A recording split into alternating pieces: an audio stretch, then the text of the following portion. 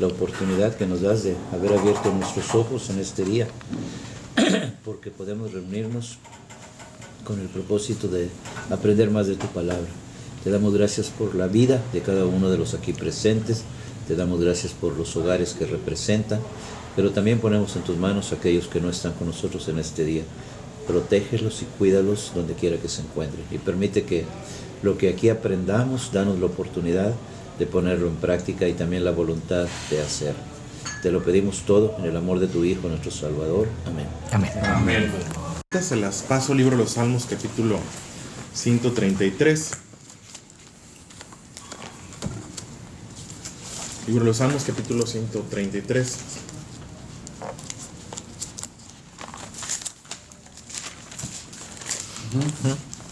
Y si pueden poner una marquita, la otra que podemos considerar está en los Evangelios, en el Evangelio según San Juan, en el capítulo 2.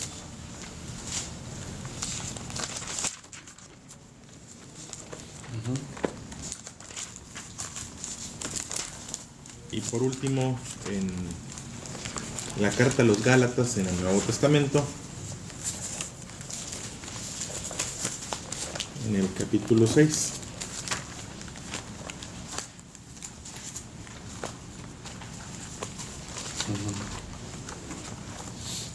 Capítulo 6 de la carta a los Gálatas. Esas tres. San Juan, capítulo 2, a partir del verso 1, Salmo 133, 1, y Gálatas, capítulo 6, verso 9. Sí. Okay, yes. Bien, una expresión, una observación que hace el salmista en el capítulo 133, verso 1. Dice: mirad cuán bueno y cuán delicioso es habitar los hermanos juntos en armonía. Es una observación, una recomendación, pudiéramos decir, que está haciendo. Mira, qué bonito, qué bien, qué delicioso, qué agradable es que los hermanos, que las personas estén en armonía. Que eso es una decisión. A veces vamos a donde no queremos, porque somos responsables o porque tenemos que hacerlo, pero bueno, el estar en armonía es una decisión. El ser armónico, el contribuir con mi parte, ¿sí? Dirían los músicos, el no desafinar, el no desentonar. Es bueno, qué bonito, qué buen resultado. Si alguna vez han estado en algún concierto, en alguna exposición musical, dice: oye, qué bonito se escucha. Es que todos cumplían con su parte, todos aportaban lo que debían aportar, todos iniciaban cuando debían iniciar. No se adelantaba, no se atrasaba. Si alguna vez han visto el de la orquesta, a veces me llama más la atención ese personaje que tiene el platillo, que está ahí toda la hora y no está dando platillazos a cada rato. Y ahí está. Tiene una participación en algún momento cumbre de la melodía y da su platillazo y ahora otra vez siéntate y no vuelves a... Es que no eres el que más toca. No, espérame, no se trata de ser el que más, se trata de hacer. La armonía es buena, la armonía. ¿Qué tan importante es la armonía o qué poca importancia de pronto le podemos dar? Y a propósito del inicio de año, de la toma de buenas decisiones, observaba yo un pasaje, llamaba mucho la atención, he estado presente en estas últimas semanas. Y me gustaría que lo analizáramos. San Juan capítulo 2. O sea, vamos a dejar ese tema de la armonía ahí, la importancia, lo bueno que es la armonía. Y bueno, quiero que observemos en San Juan capítulo 2. Es una historia del Señor Jesús. ¿Sí? No es una parábola. La parábola eran de alguna forma alegorías que el Señor Jesús contaba para dejar un mensaje. Esta es una historia, es algo que ocurrió. ¿Sí? Lo que llamamos el primer milagro de Jesús. ¿Están familiarizados con él? El primer milagro de Jesús es parte de la cultura popular. Sí, dice: al tercer día, San Juan capítulo 2, verso 1, se hicieron unas bodas en Caná de Galilea, y estaba allí la madre de Jesús, y fueron también invitados a las bodas Jesús y sus discípulos. Y faltando el vino, la madre de Jesús le dijo: no tienen vino. Jesús le dijo: ¿qué tienes conmigo, mujer? Aún no ha venido mi hora. Su madre dijo a los que servían: haced todo lo que os dijere. Y estaban allí 6 tinajas de piedra para agua conforme al rito de la purificación de los judíos, en cada una de las cuales cabían 2 a 3 cántaros. Jesús le dijo: llenad estas tinajas de agua, y las llenaron hasta arriba. Entonces le dijo: sacad ahora y llevadlo al maestresala. Y se lo llevaron. Cuando el maestresala probó el agua hecha vino, sin saber el de dónde era, aunque lo sabían los sirvientes que habían sacado el agua, llamó al esposo y le dijo: todo hombre sirve primero el buen vino, y cuando ya han bebido mucho, entonces el inferior. Mas tú has servido el buen vino hasta ahora. Este principio de señales hizo Jesús en Caná de Galilea y manifestó su gloria, y sus discípulos creyeron en él. Palabra de Dios. Y bueno, este es lo que conocemos como el primer milagro de Jesús. La Biblia no registra otro milagro, no hay otro milagro que el Señor Jesús haya hecho. Hay muy poca o casi nada de información de la vida del Señor Jesús cuando Él era niño. Lo hemos platicado. Se menciona cuando Él nace, lo vemos en el pesebre, vemos esa figura a los 40 días que de acuerdo a las tradiciones de la época lo llevaban al templo a presentarlo. Lo vemos después como un adolescente participando en el templo, porque era costumbre que se iba al templo y ahí se daba el aprendizaje, ahí se daba la enseñanza, era como ir a la escuela, y lo vemos interesado y participando, y luego lo perdemos de vista hasta que llega el momento de su bautizo. Lo volvemos a ver, y no hay otro milagro. La tradición lo pone a veces como un niño sanando pajaritos que vuelven a volar y cosas muy muy bonitas. Sin embargo, no es lo que nos enseña la Biblia. La Biblia dice que ese es el principio de señales. Si nos aclara la Biblia, como que da a entender que no hay otro milagro antes. Es el principio de señales. Y bueno, a partir de ese momento dice la Biblia que sus discípulos creyeron en él. En el verso 11, este principio de señales hizo Jesús en Caná de Galilea y sus discípulos creyeron en él. Interesante, los discípulos ya estaban con él. Él de alguna manera había reclutado, ya empezaban a caminar con él, ya empezaban a seguirlo, pero todavía no había hecho algo sobrenatural, un milagro. Sin embargo, lo seguían. Qué curioso, no creían en él, pero andaban con él. Y es que a veces no tienes que creer, a veces tienes que obedecer. Escuchas la palabra de Dios y pues, es que la escuché y como que no me suena, pero tú escúchalo, tú créelo, empieza a caminar en eso. Sí, empieza a ser obediente. Hay temas que se vuelven complicados y dicen: no, mira, yo en eso de, no sé, la más complicada es: no, yo en eso del diezmo no creo, yo en eso de las ofrendas no creo, o yo en eso de las oraciones, o yo en eso de las lágrimas. A veces no empiezas creyendo, a veces empiezas obedeciendo. Y luego viene la confirmación. Después sí es lo que ocurre con los discípulos. Dice que después creyeron en él, pero bueno, no es mi punto. Digo que quiero resaltarlo solamente, que ocurre el creer milagro. Ya andaban con él, ya lo seguían, no creían del todo, pero sucede. Pero yo quiero resaltar o llamar la atención al tipo de milagro que hizo. Ese tipo de milagro: convertir el agua en vino. Sí, eso es lo primero que se registra. Lo primero que hizo el Señor Jesús fue convertir el agua en vino. Y hoy diría: es que es políticamente incorrecto, porque de pronto sonaría mal. Eso es tu primer milagro, Jesús. Estuviera yo con él y equivocadamente le diría: es que es tu primer milagro, es lo primero que vas a hacer. ¿Cómo vas a hacer algo tan banal como convertir el agua en vino? Pues, ¿qué van a decir de ti en la posteridad, no? ¿De qué se va a hablar? Tu primer milagro tiene que ser algo espiritual. Tu primer milagro tendría que ser algo, no sé, echar fuera un demonio. Oye, echar fuera un demonio. Si la Biblia registra que el Señor Jesús en diferentes ocasiones liberó a la gente espiritualmente. Eso sería algo que se note que eres el Hijo de Dios, que se note que el Espíritu de Dios está sobre ti. La Biblia narra la historia de cómo en alguna ocasión Jesús liberó a un personaje. Dice que tenía 2000 demonios, dice la Biblia. Eso hubiera sido el arranque, ¿no? La entrada triunfal, el principio en el cual el Señor Jesús se manifestaba como verdadero Hijo de Dios. Echa fuera 2000 demonios. Que se note, caramba. No. Bueno, podríamos decir: oye, que se note que eres el Hijo de Dios. La tormenta. La Biblia también cuenta que el Señor Jesús en alguna ocasión iba en una barca, se enfrentan durante esa barca a alguna especie de huracán, algún tipo de viento recio, y el Señor Jesús somete. Dice que se levantó, lo despertaron porque estaba dormido en la tormenta, todos los demás desesperados, y van y lo buscan, y el Señor Jesús se levanta pareciera malhumorado, se calla, enmudece y controla el viento. Y los discípulos, a la gente que estaba con él, oye, ¿quién es este? Este verdaderamente es el Hijo de Dios, porque los mares le obedecen, los vientos le obedecen. No fue su primer milagro.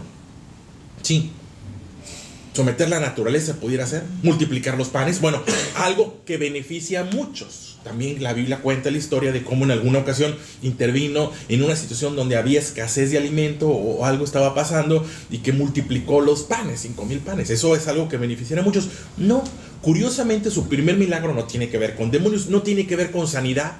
No hay un paralítico, si hubiera sido un buen milagro. Un paralítico, oye, él no camina y ahora camina. Oye, él es ciego y ahora no es ciego. No. Es más, casi pasa inadvertido su primer milagro, si no es que lo registraron ahí en los evangelios. No se dieron cuenta, dice la Biblia, que cuando le llevaron ese buen vino al novio, pues espérame, al maestresala, al encargado, no le dijeron de dónde provenía. No le dijeron de dónde provenía. Casi pasa desapercibido. Estoy seguro que algunos ni cuenta se dieron que lo que estaban tomando antes era agua y que no fuera por Jesús. Los que estaban cercanos a él son los que se dieron cuenta. Algo hay ahí. Yo percibo que algo hay. Algo hay en ese milagro. Algo hay que el Señor Jesús decidió que su primer milagro fuera ese. Sí. Un milagro que pues, es que estaba ligado al placer. No, sin duda el vino era algo cultural en esa época. Pero es algo que está ligado al bienestar. Es algo que está ligado al bienestar. En ese momento, en esa reunión, es algo que está fuertemente ligado a la armonía. Era algo que estaba ligado al buen ambiente, si me aceptan la expresión. ¿Cuál hubiera sido la tragedia? ¿Qué tragedia hubiera? La tragedia es que le hubieran cambiado a la novia. Si te vas a la Biblia cuenta una historia que cuando Jacob andaba buscando una esposa, trabajó por una esposa, él quería a Raquel y en la noche de bodas le cambiaron a Raquel y le dieron a Lea. No se dieron cuenta. Bueno, no se dio cuenta. Así andaría. No se dio cuenta. Eso hubiera sido trágico. Pero sin embargo esto pareciera que no es trágico en nuestro tiempo. Hoy pues se acabó el vino. No, espérame. En ese momento hubiera provocado un quebrantamiento emocional. ¿Cómo que se acabó el vino? ¿Cómo que ya no hay? Pues ¿quién era el encargado de las compras? ¿Pues quién fue el que nos... Pues ¿qué pasó? ¿Sirvieron de más? Hubiera provocado un quebrantamiento en la armonía en ese momento. Eso es lo que hubiera pasado. ¿Te imaginas una fiesta y que no completamos con las tortillas? Oye, pues si nada más son tortillas y está más sano no comerlas. No, espérame, no completamos con las tortillas. No puede faltar tortillas, no pueden faltar refrescos, no puede faltar lo que sea necesario para que haya armonía, para que haya gozo. Es que de pronto perdemos de vista que Dios está tan interesado en que nos llevemos bien. Está tan interesado en que no haya diferencias, dificultades, que no haya quebrantamiento en nosotros. Nada que pueda atentar contra la armonía en nuestro hogar. ¿Qué es lo que se necesita para que haya una buena relación? Bueno, ahí interviene Dios. María se da cuenta que hay algo que va a lastimar la fiesta.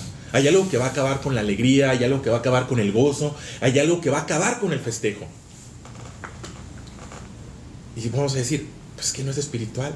Dice, no, sí es espiritual. Pareciera que no es espiritual, pero sí es espiritual. Obsérvalo desde la perspectiva como papá. Imagínate, tú eres papá, somos papás. Están tus hijos, están reunidos y están de buenas. Vaya que ahora no están peleando por el fútbol, ni por política, ni por la consola de juegos. Ahora simplemente están bien. ¿Qué harías para que se mantuvieran bien? Tú los ves, están ahí en la sala y los ves con tu esposa y oye, están bien. ¿Cómo le hago para que no se peleen? ¿Qué hago para que no discutan? ¿Qué hago para que sigan así? Rápido, tráeles la pizza o ponle la música, o lo que sea necesario para que haya armonía, lo que sea necesario para que no haya una discusión, lo que sea necesario para que no haya pleito. Eso es lo que pasa. De alguna forma es lo que descubre María. Dice, hey, aquí hay algo que puede atentar contra la armonía. Aquí hay algo que puede atentar contra las relaciones personales. Interviene, porque sabe que el Señor Jesús puede intervenir. Sabe quién es Jesús, ella sabe quién es. Y va y busca a Jesús y le dice, hey, aquí hay una necesidad, porque la iniciativa fue de María. Y en ese sentido, la iniciativa debe ser nuestra. En vez de que lleguemos a provocar la discusión, en vez de que lleguemos a agrandar la discusión, llegamos a mantener la armonía. Somos representantes, somos luz a donde vayamos. Luego ocurre un fenómeno a veces cuando nos acercamos a Dios, que dejamos de ir a las reuniones, o dejamos de ir a las fiestas, o dejamos de ir a las piñatas porque es que yo ya cambié, o es que yo ya no pertenezco. Y no.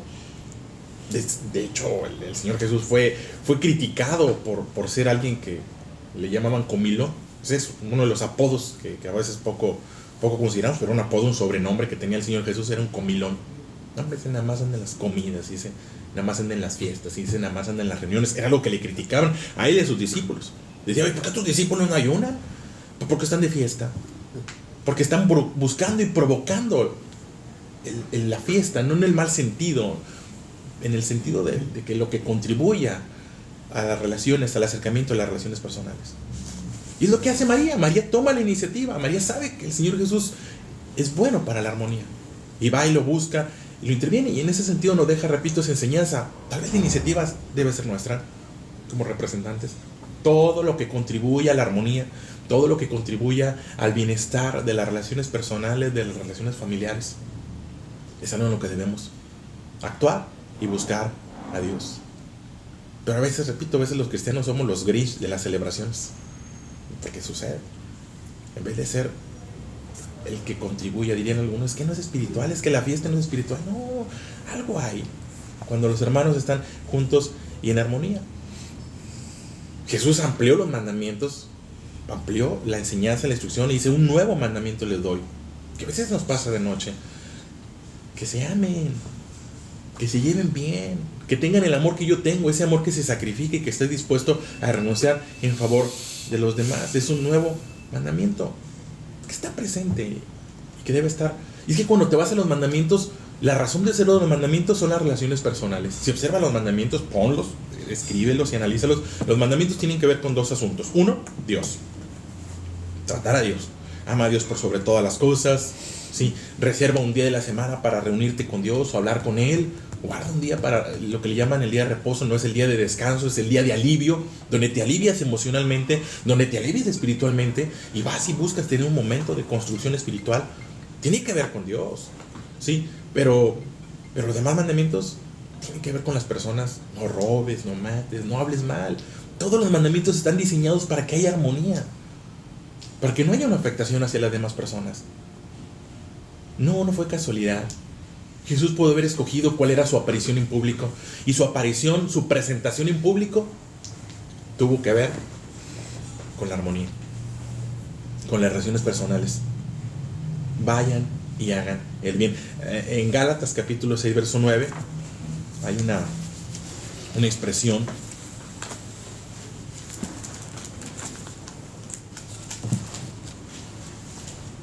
Dice Gálatas capítulo 6, verso 9: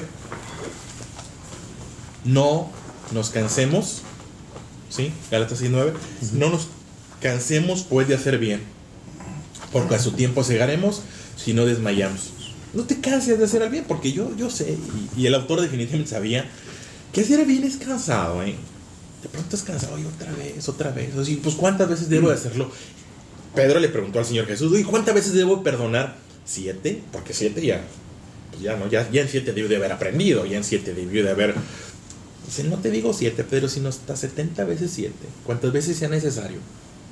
No te canses de hacer el bien, porque vas a cosechar si no desmayas. En algún momento habrá de dar fruto. Y el verso 10: así que pues, según tengamos oportunidad, ¿sí?, hagamos bien a todos, y mayormente a los de la familia de la fe.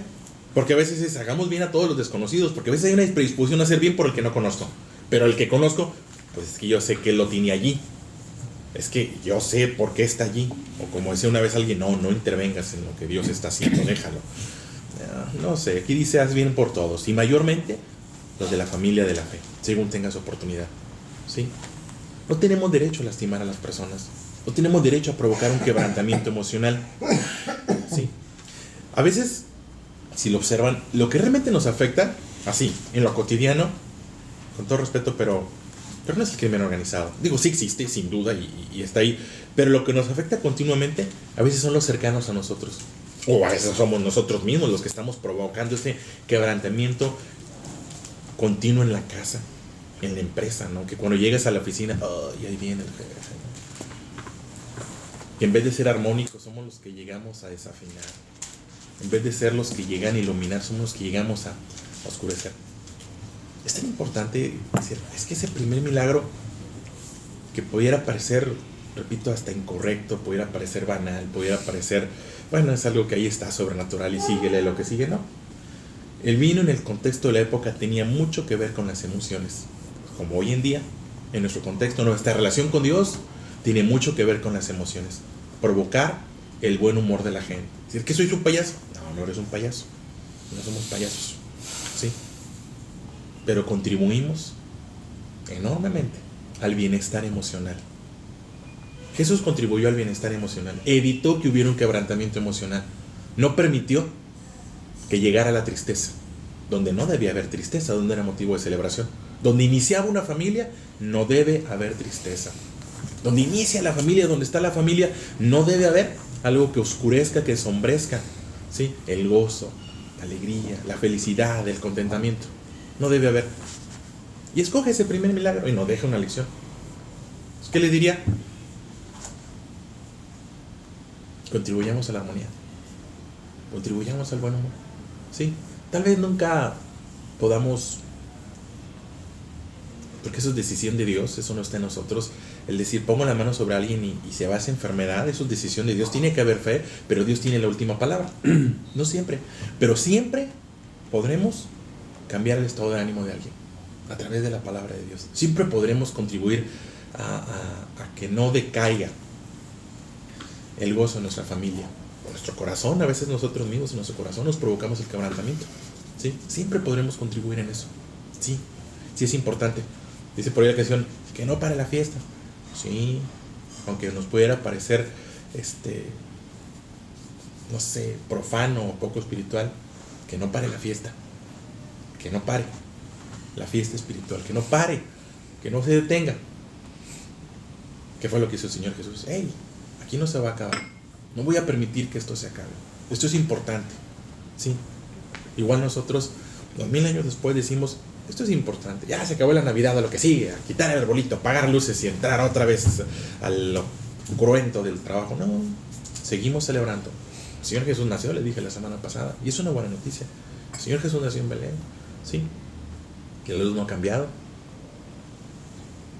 Fue su primer milagro y nos deja, o yo percibo que nos deja una enseñanza. Ahí se los dejo a su consideración. Muchas gracias.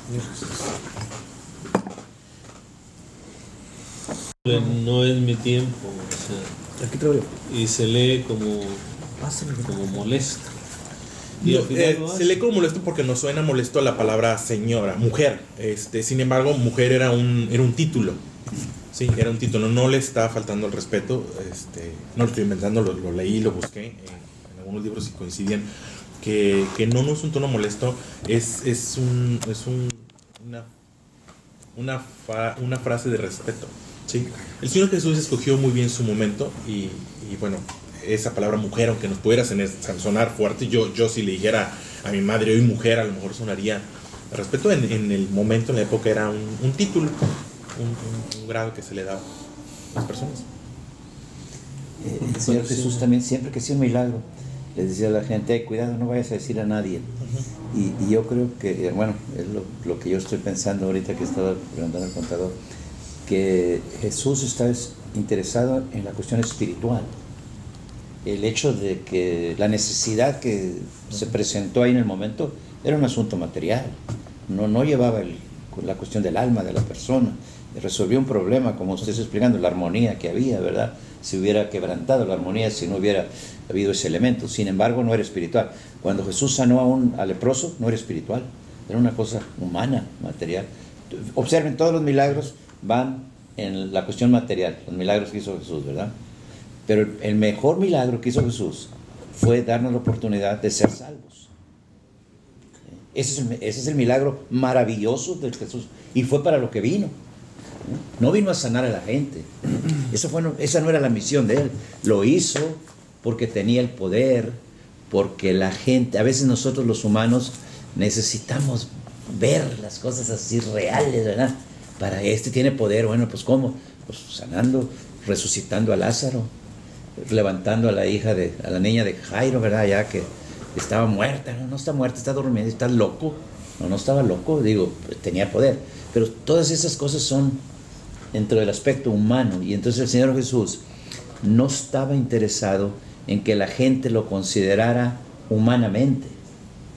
La misión de Jesús al venir al mundo fue salvar las almas. Por eso murió en la cruz.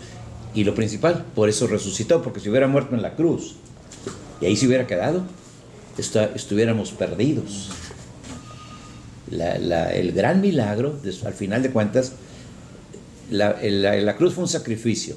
El milagro fue haber resucitado, vencer la muerte. Ese es digo, en mi concepto. Ahorita referías, Jonathan, en el sentido de armonía, de alegría, que siga la fiesta al tomar un vino, ¿cierto? Al escuchar tu mensaje, percibo que la única manera de él poder trascender y llegar desde su interior a cada uno de ellos era en medio del vino.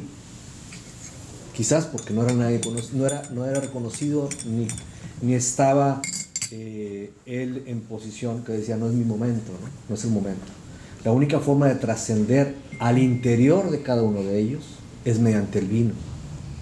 Y lograr, al ingerir el vino, y lograr la alegría, la armonía, mediante de él. No sé si me explique. Es decir, pero no se dieron cuenta ellos. Es correcto, pero él logra su objetivo. O sea, el objetivo en ese momento era que no hubiera un quebrantamiento emocional. Ese era el propósito, y eso es, creo yo, lo que resalta. Después hubo formas en las cuales llegó a la gente con un mensaje, con una enseñanza, lo que nos decía don Joel. Hubo un momento. Son áreas. Dios está buscando nuestra salvación o procura nuestra salvación a través de la enseñanza, porque la enseñanza es la palabra, la que despierta la fe. Sin embargo, hay un interés también en nuestro bienestar, ¿sí? Muchas de las enseñanzas están enmarcadas en el bienestar, no está peleado con nuestro bienestar, ¿sí? No hemos venido a sufrir, pues eso. Pero ahí lo interesante también es la intercesión de María. Sí, la iniciativa, por eso les mencionaba. Y tiene que haber sido a través del Espíritu Santo, porque las decisiones o las actitudes de María no eran en el aspecto puramente humano. Eran a través de un mensaje del Espíritu Santo, ¿eh?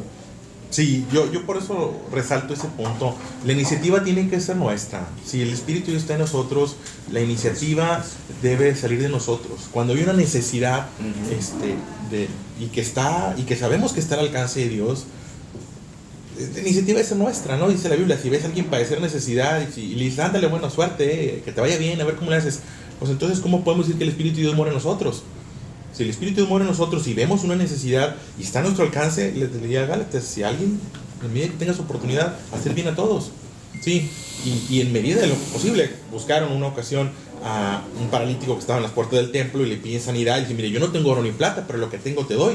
Y oran por esa persona y esa persona vuelve a caminar. Entonces, ¿qué es lo que nosotros tenemos? Porque Dios ha puesto algo sobre nosotros, ¿sí? A lo mejor es oro y plata, o a lo mejor es alguna palabra, a lo mejor es un abrazo, a lo mejor es un consejo oportuno, ¿sí? Pero esa es resaltable, y yo lo mencionaba, que la iniciativa la tomó María, que era una mujer espiritual, sin duda, por algo fue seleccionada. Claro. ¿Sí? Igual como nosotros hoy somos espirituales o debemos ser espirituales y tomamos la iniciativa, ahí donde estamos, de contribuir a esto. Pues porque ya somos hijos, ¿verdad?